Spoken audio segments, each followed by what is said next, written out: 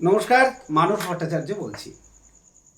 বামপন্থীদের মাঝে মাঝেই সিজনাল চুলকানি হয়, মানে যখন ঋতু পরিবর্তন হয়, বিশেষ বিশেষ হিন্দু ধর্মের অনুষ্ঠান আসে, দুর্গাপুজো, কালী পুজো, শিবরাত্রি, এই রামনবমী, তখন একটা বিশেষ ধরনের চুলকানি হয়। তো সেই চুলকানি রোগে পায় বামপন্থীদেরকে, বিশেষত বামপন্থী নেতাদেরকে। সেই রকমই যেহেতু সামনে রামনবমী আসছে, রামের জন্মদিন হিসাবে যা পালিত হয়, সেই কারণে তাদের মধ্যে আবার চুলকানি দেখা দিয়েছে এবং তারা যথারীতি বলেছেন যে রাম বহিরাগত, রাম নবমী বাংলার সংস্কৃতি নয়, ইত্যাদি। এখন এদের এই মূর্খামিকে, এই যে যিনি এই কথা বলেছেন তিনি নাকি আবার রাজ্য স্তরের নেতা, মাননীয় শ্রী সুজন চক্রবর্তী। এখন এদের এই চুলকানি কেন হয়, এখন চুলকানি কেন হয়, এদের সিজনাল চুলকানি কেন হয় সেটা তো জানা নেই।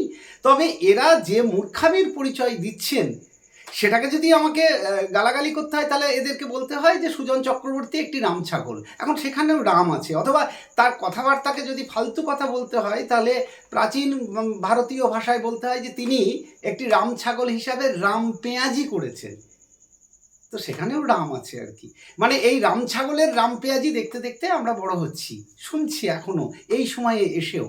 এদের আগের যারা নেতা ছিলেন কমিউনিস্টদের বা বামপন্থীদের, তারা কিন্তু এতটা রাম ছাগল ছিলেন না সুজন চক্রবর্তীর মধ্যে যে রাম ছাগলের যেসব দেখা গেছে।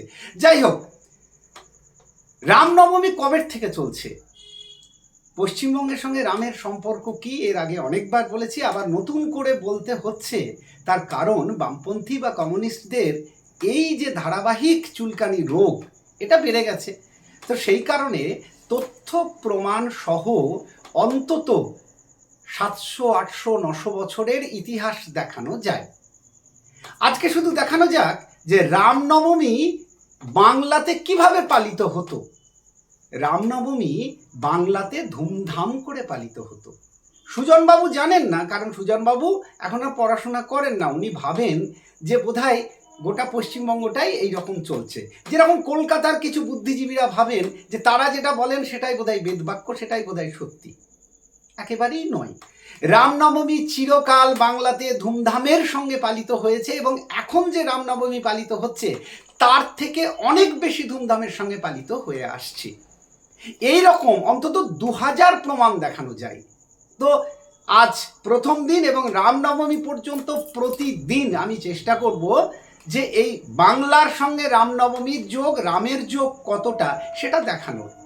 তো এখন আমরা আগে দেখে নেব ব্রিটিশ ঐতিহাসিক কি বলছেন। 1815 সালে উইলিয়াম ওয়ার্ড বলে একজন ব্রিটিশ ঐতিহাসিক পুরাতাত্ত্বিক, তিনি একটি বই লিখেছিলেন।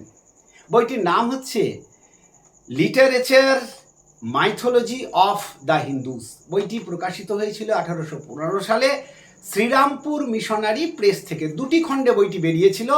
তার প্রথম খণ্ডে রামনবমী সম্পর্কে যা বলা হচ্ছে হুবহু পড়ে নিয়ে আগে, তারপর তার মানেটা বলছি।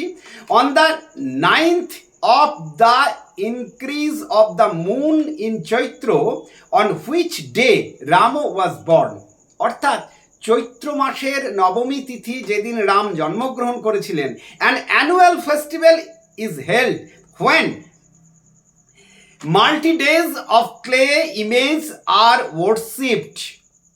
ব্যাপারটা কি দাঁড়ালো?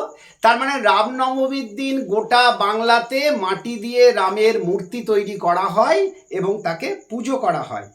The Dol festival also is observed in honour of the god on the day. এই দিন উপলক্ষে বিশেষভাবে দোল উৎসব পালিত হয়। অর্থাৎ ব্রিটিশ ঐতিহাসিকরা 1815 সালে লিখছেন রামনবমী উপলক্ষে বিশেষ দোল পালিত হয় এবং যথারীতি রং মেখে রামনবমী পালিত হয়। শুধু রং মেখে রামনবমী পালিত হয় না, তিনি আরও লিখছেন this day on the birthday of this god the Hindu merchants is general begin their new years accounts. অর্থাৎ বাংলার ব্যবসায়ীরা সেদিন থেকে হাল খাতা শুরু করেন। তার মানে একজন ব্রিটিশ ঐতিহাসিকের উল্লেখ কেন প্রথম করলাম, কারণ এই যে সুজন চক্রবর্তী অ্যান্ড কোম্পানি এবং কলকাতার বুদ্ধিজীবীরা যদি ভারতীয় কোনো ঐতিহাসিক বা ভারতীয় কোনো লেখকের রেফারেন্স থেকে দিতাম, তাহলে তারা বলতেন যে না, ইনি বোধহয় বিজেপির লোক, সঙ্গের লোক। 1815 সাল যখন এসব কিছুই ছিল না, তখন ব্রিটিশ ঐতিহাসিকরা বলছেন বাংলায় রামনবমী পালিত হয় দোল উৎসবের মতো করে রং মেখে, এবং ব্যবসায়ীরা ওই দিন থেকে নতুন খাতা শুরু করেন। ব্রিটিশ ঐতিহাসিক উইলিয়াম ওয়ার্ডের প্রথম খণ্ডের 172 পাতায় এই তথ্য আছে। কি বলবেন সুজন বাবুরা, কি বলবে কলকাতার বুদ্ধিজীবীরা?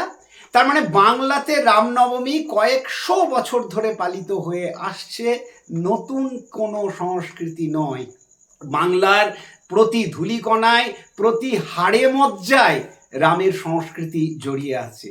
সুজনবাবু এবং তার যে পোষা রাম ছাগলরা সেটা নাও জানতে পারেন, কিন্তু যদি একটু পড়াশোনা করেন, ব্রিটিশ ঐতিহাসিক যদি আরও পিছিয়ে যান, আমি আরও 500 বছরের দলিল দেব, যখন দেখা যাবে যে বাংলায় রাম চিরকাল ছিল, বাংলার সংস্কৃতিতে ছিল, বাংলার ভাবনায় ছিল, বাংলায় রামনবমী চিরকাল ধুমধামের সঙ্গে পালিত হয়ে আসছে, নতুন কিছু নয়।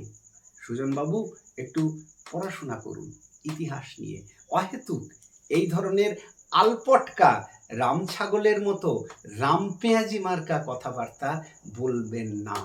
ভালো থাকবেন।